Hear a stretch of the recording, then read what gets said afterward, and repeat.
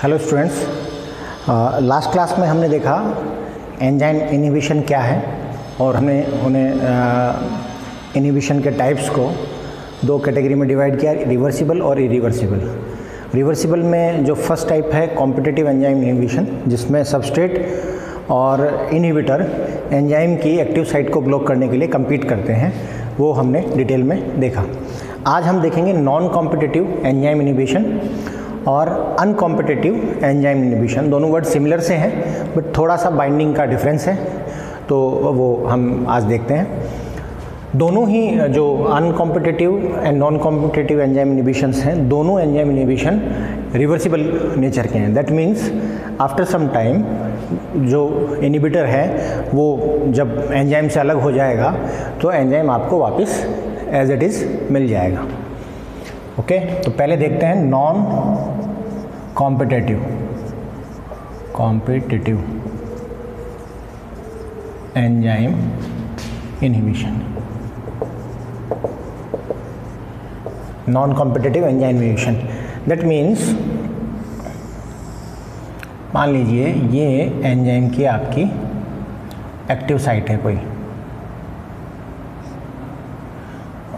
ये आपका सबस्ट्रेट, ये एंजाइम, इसमें यहाँ एक एक्स्ट्रा साइट अवेलेबल है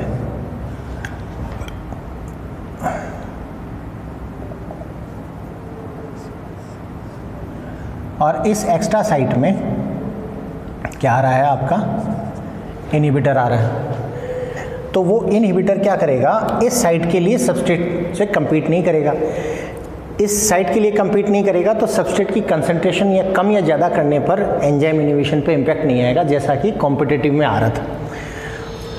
तो इसकी अगर हम मैकेनिज्म देखें तो हम लिख सकते हैं एंजाइम सबस्ट्रेट जनरल मैकेनिज्म तो यही है कि कॉम्प्लेक्स बना और इस कॉम्प्लेक्स से आपको डिसोसिएशन से प्रोडक्ट बना, और ये एंजाइम साथ में किससे बाइंड हो रहा है, इनहिबिटर से बाइंड हो रहा है।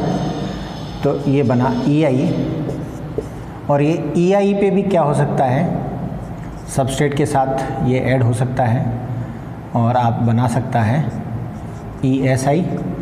ये भी क्या कर सकता है, ऐसा काम कर सकता है और बना सकता है ESI। ये जो ESI कॉम्प्लेक्स बनेगा, ये कॉम्प्लेक्स या EI कॉम्प्लेक्स बनेगा, इससे आपको क्या नहीं मिलेगा, इससे आपको प्रोडक्ट नहीं मिलेगा, इस प्रोसेस से प्रोडक्ट नहीं मिलेगा। इसको नॉन कॉम्पिटिटिव क्यों कहा, क्योंकि जो आपका इनहिबिटर है और जो सबस्ट्रेट है दोनों स्ट्रक्चरली कम्प्लीटली डिफरेंट है। स्ट्रक्चरल एनालॉगी या जो मॉलिक्यूलर रिकॉग्निशन के हिसाब से जो साइट पे जाके इंटरेक्शन है वो दोनों का डिफरेंट है, क्योंकि ये एंजाइम के अलग पॉकेट में जा रहा है सबस्ट्रेट और इनहिबिटर अलग पॉकेट में जा रहा है। तो इस तरह का इनहिबिशन जो है वो नॉन कॉम्पिटिटिव कहलाता है।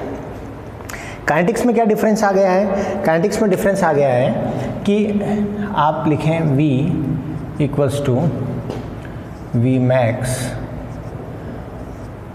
S divided by alpha Km plus alpha substrate, and alpha is nothing but as we have discussed in last class that is Ki, and Ki क्या है, Ki ये वाला पोर्शन।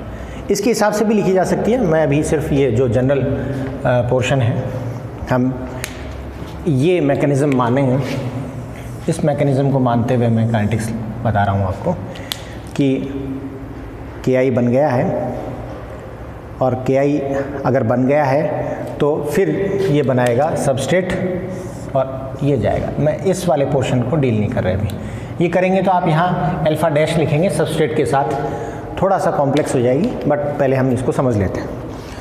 नाउ इसको आप लाइन व्यूवर वर्क प्लॉट के हिसाब से arrange करें तो आपको मिलेगा alpha Km upon V max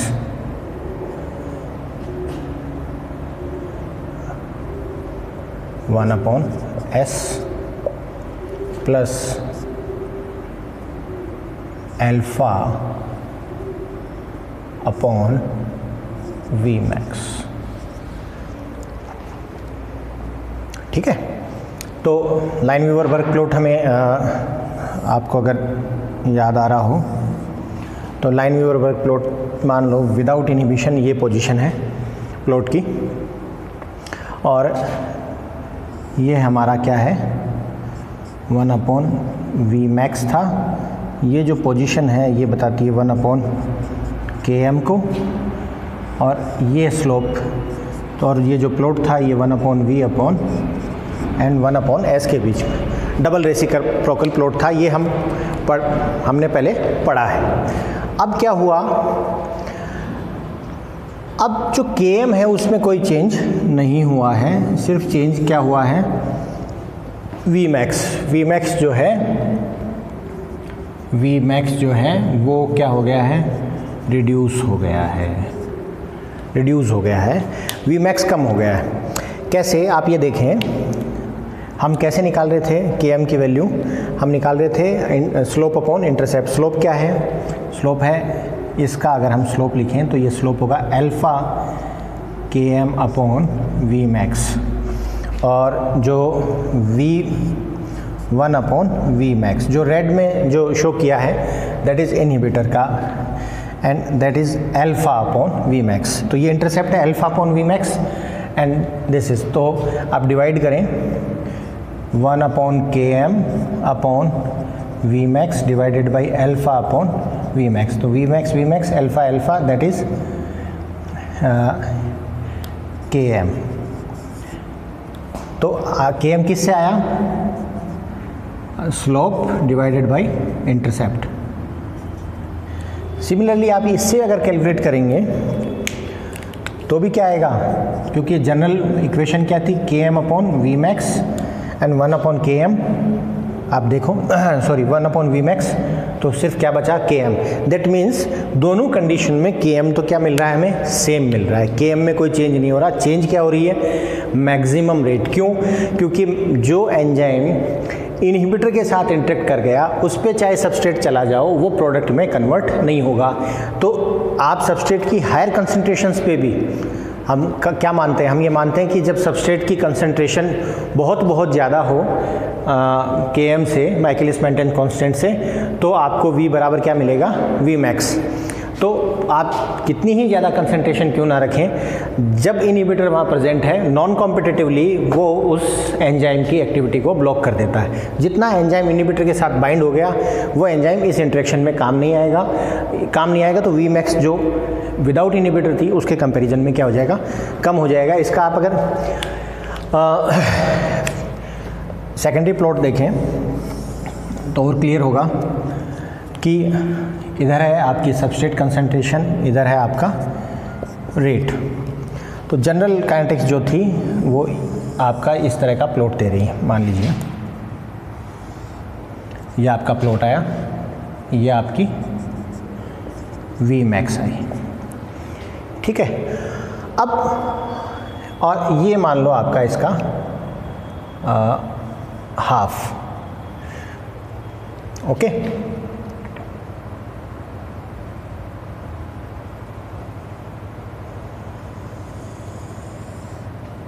Now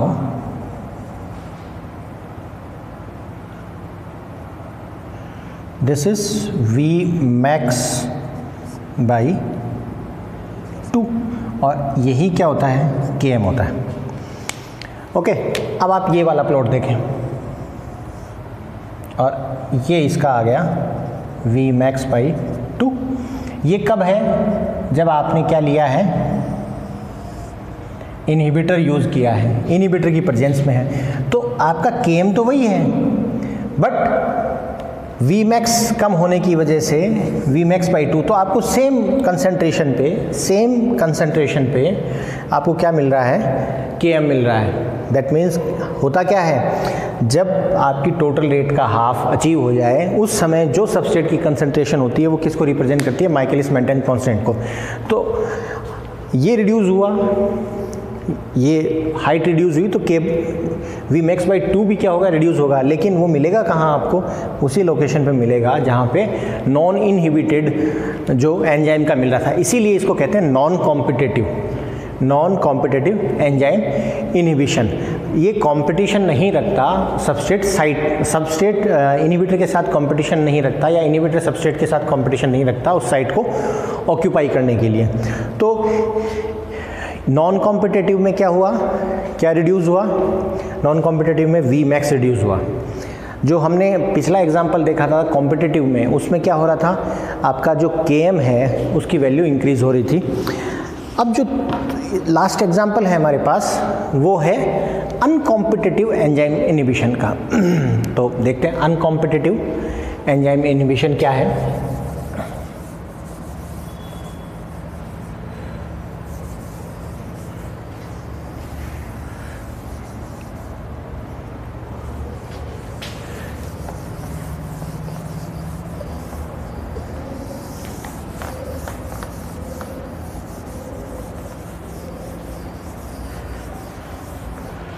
uncompetitive enzyme inhibition है वो बेसिकली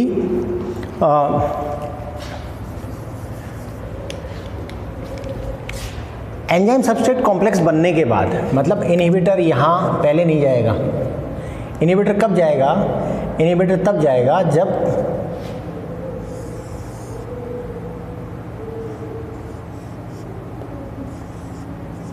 सबस्ट्रेट आ चुका है, फिर ये इनहिबिटर जाएगा इस पे, एंड देन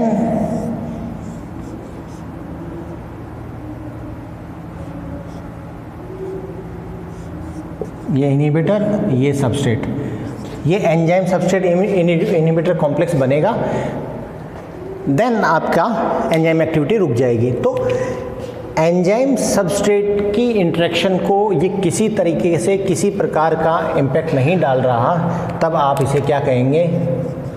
अनकॉम्पिटिटिव। अनकॉम्पिटिटिव में ESI बनेगा, देन प्रोडक्ट नहीं बनेगा। तो सबस्ट्रेट की कंसंट्रेशन का इस इनहिबिटर की कंसंट्रेशन के साथ कोई लेना देना नहीं है। ये डायरेक्टली फ्री एंजाइम पे इनहिबिटर नहीं आ रहा है। इनहिबिटर कब आ रहा है? जब सबस्ट्रेट इस साइट पे आ चुका हो। तो सबस्ट्रेट इस साइट पे आने के बाद प्रोडक्ट में कन्वर्ट हो, उससे पहले अगर इनहिबिटर आ जाएगा तो इस साइट पे कुछ अनडिजायर्ड कन्फर्मेशनल चेंजेस होंगे जो सबस्ट्रेट को प्रोडक्ट में कन्वर्ट नहीं होने देंगे।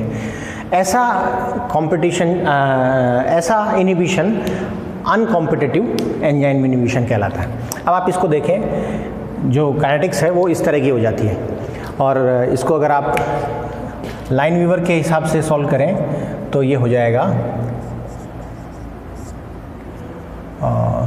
Km upon V max 1 upon S plus alpha upon V max. इसको अगर आप देखेंगे तो इसमें दोनों चीज़ों में लॉस होगा, मतलब आपका Km भी रिड्यूस हो गया और आपकी मैक्सिमम रेट भी रिड्यूस हो गई। तो इसका अगर आप प्लॉट बनाएंगे तो आपको प्लॉट कुछ इस तरह का मिलेगा।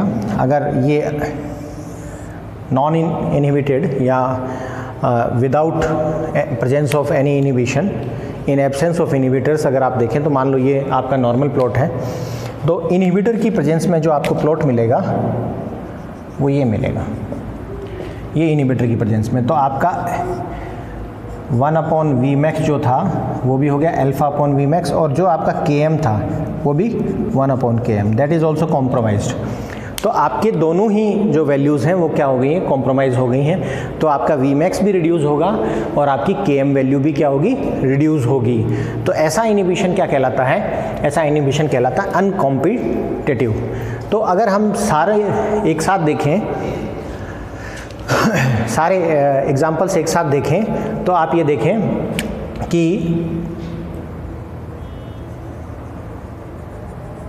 ये एग्जाम्पल है किसका? ये एग्जाम्पल हो गया आपका नॉन कॉम्पिटिटिव का, ये एग्जाम्पल हो गया अनकॉम्पिटिटिव का। और एक हमने पहले देखा है, जो कंपीट कर रहा है,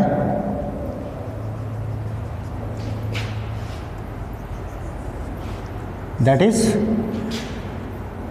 कॉम्पिटिटिव। तो नॉन कॉम्पिटिटिव, अनकॉम्पिटिटिव एंड